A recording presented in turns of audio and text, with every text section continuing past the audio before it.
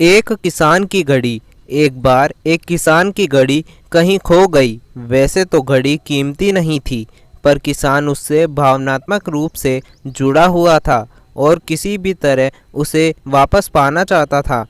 उसने खुद भी घड़ी खोजने का बहुत प्रयास किया।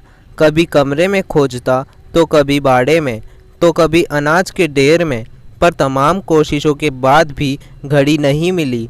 उसने निश्चय किया कि वो इस काम में बच्चों की मदद लेगा और उसने आवाज़ लगाई, सुनो बच्चों, तुम में से जो कोई भी मेरी खोई घड़ी खोज देगा उसे मैं 100 रुपये इनाम में दूंगा। फिर क्या था, सभी बच्चे जोर शोर से इस काम में लग गए। वे हर जगह की खाक छानने लगे, ऊपर नीचे, बाहर, आंगन में, हर जगह। पर घंटों बीत जाने पर भी घड़ी नहीं मिली। अब लगभग सभी बच्चे हार मान चुके थे और किसान को भी यही लगा कि घड़ी नहीं मिलेगी। तभी एक लड़का उसके पास आया और बोला, काका, मुझे एक मौका और दीजिए, पर इस बार मैं ये काम अकेले ही करना चाहूँगा। किसान का क्या जा रहा था, उसे तो घड़ी चाहिए थी। उसने तुरंत हाँ कर दी।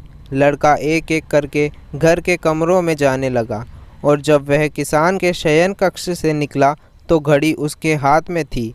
किसान घड़ी देखकर प्रसन्न हो गया और अचरज से पूछा, बेटा, कहाँ थी ये घड़ी, और जहाँ हम सभी असफल हो गए तुमने इसे कैसे ढूंढ निकाला? लड़का बोला, काका, मैंने कुछ नहीं किया, बस मैं कमरे में गया और चुपचाप बैठ गया और घड़ी की आवाज़ पर ध्यान केंद्रित करने लगा।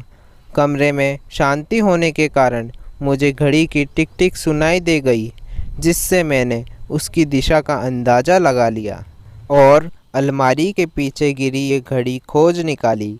फ्रेंड्स, जिस तरह कमरे की शांति घड़ी ढूंढने में मददगार साबित हुई, उसी प्रकार मन की शांति हमें लाइफ की ज़रूरी चीज़ें समझने में मददगार होती है। हर दिन हमें अपने लिए थोड़ा वक्त निकालना चाहिए, जिसमें हम बिल्कुल अकेले हों, जिसमें हम शांति से बैठकर खुद से बात कर सकें और अपने भीतर की आवाज़ को सुन सकें। तभी हम लाइफ को और अच्छे ढंग से जी पाएंगे।